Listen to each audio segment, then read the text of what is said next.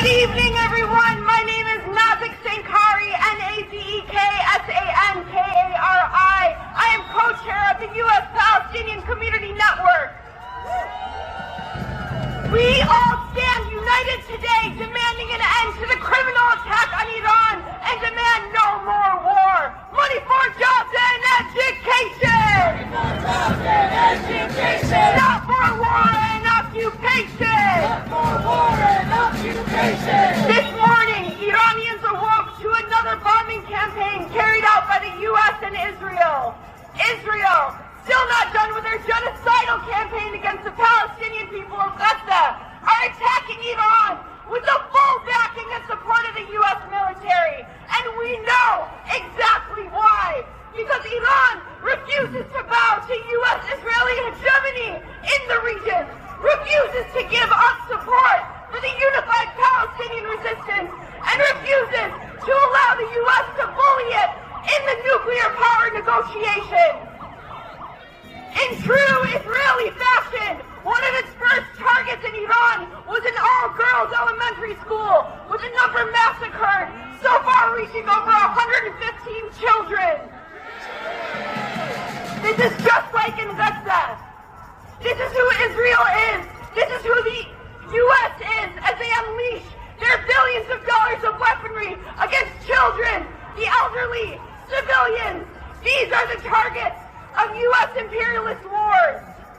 Today, Trump admitted that this war has been in planning for months. The criminal Netanyahu announced the date of the attack has been chosen long ago, making it very clear that it was not only about the threat of nuclear weapons. After all, Israel has nuclear weapons, and why would anyone in the region or the world trust that criminal state with them? It was more about crushing the Iranian people's resistance to U.S. imperialism, genocide, and war, as well as attempting regime change.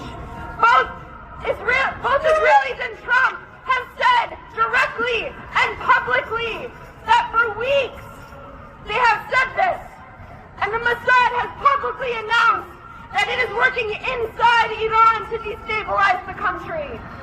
But the people of Iran and the people of the entire region, Palestinians, Lebanese, Yemenis, Iraqis, Syrians, and others, have stood up so bravely against Israel and the U.S., not only in the past 3 years, but for decades.